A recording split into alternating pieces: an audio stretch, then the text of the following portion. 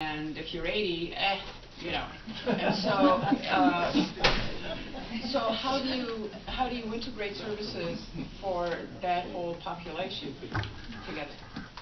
My experience has been that programs are developed for different categories of people.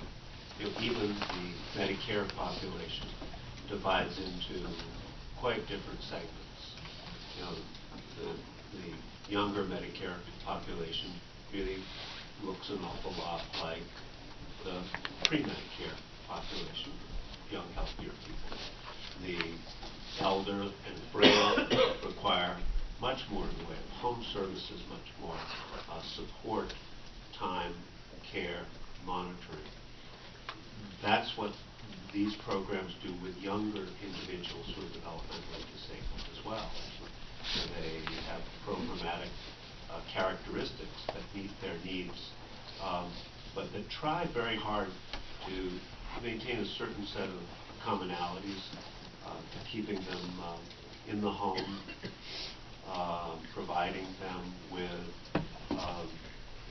case management support that's active and in touch with them regularly, that is monitoring their medical needs and making sure that their medical needs are met, and really trying to build an integrated program for these people who are really at considerable risk if they aren't in a program that thoughtfully pulls all of this together.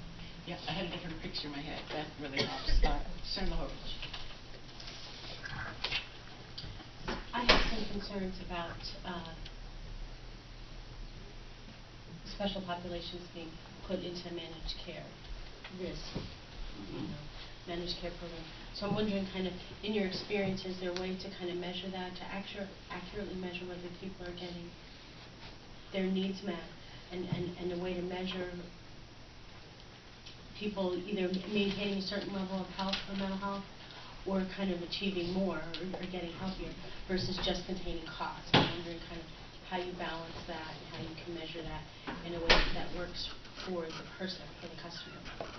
I have much more knowledge of the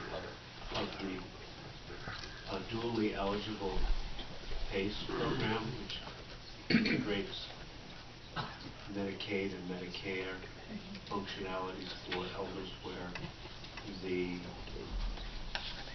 plan is at risk for all of their expenses and for keeping them out of institutional settings.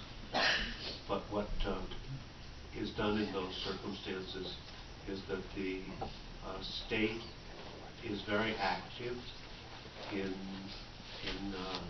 overseeing their care and looking at the performance of the plan. Are they indeed well cared for? Are they I find the Fallon model in Worcester very interesting, in that they keep people at home way beyond times when we would expect it to be possible. But the state comes in periodically and interviews the beneficiary, they interview family members, and they make an assessment as to whether the service mix that's being provided for these people to keep them at home is really adequate and appropriate. I think that variations of that can work well for the chronically mentally ill and can work well for the disabled population as well. So what you're saying is having some sort of way of measuring performance, which is sort of what we do now, even with our state Medicaid program as far as kind of performance based contracts. You're saying is add that in as part. I think if you don't add it, I think it is inherently part of the way that these programs are built. Okay. There is enormous oversight in these programs. Thank you. Representative Brown. Thanks, Madam Chair. Just one quick question. So what happens if you have a service that is decided it should be an additional benefit? How then does the state then have to negotiate a different rate with the managed care providers? Because right now it says only as of April 15th or April 2014. Well, I'll give you the basis for payment for most of these, which is a risk-based per member per month payment, and that that payment is generally expected to cover all of the needs for a population. So there will be people in that population who need extra services. There'll be people in that population who may need fewer services. But the intent is to manage them wisely and effectively.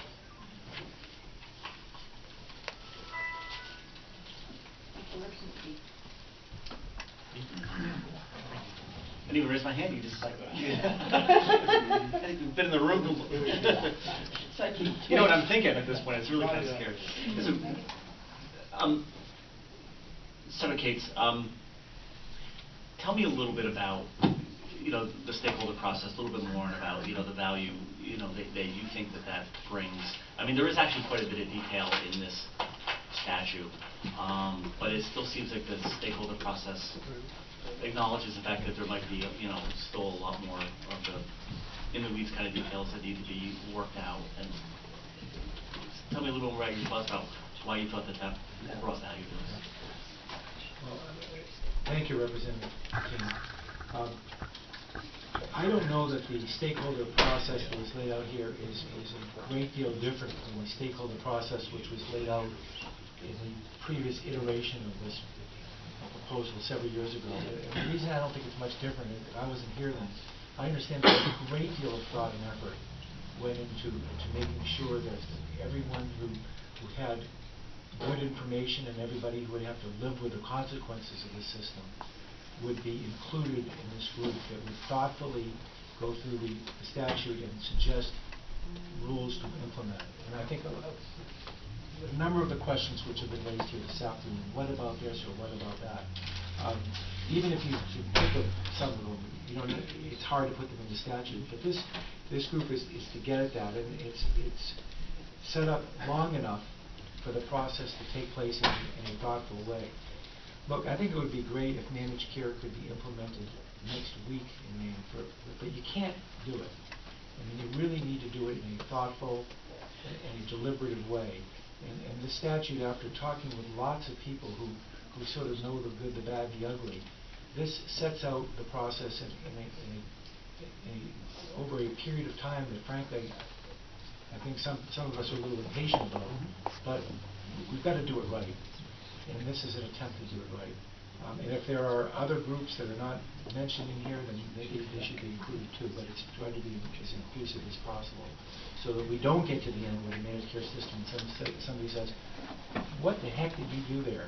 You didn't think about this possibility or that possibility. And it's trying to avoid that. And again, as I understand it, these contracts which result from these processes are for a reason. So Senator Cates and Dr. House, I thank you both very much for spending the past hour with us. This is brand new to us. We did talk to him briefly this morning, and we've been looking at it, so we're still trying to process it. We did, and so thank you. We did have a request from the speaker to weigh in on this, and I would like to invite him up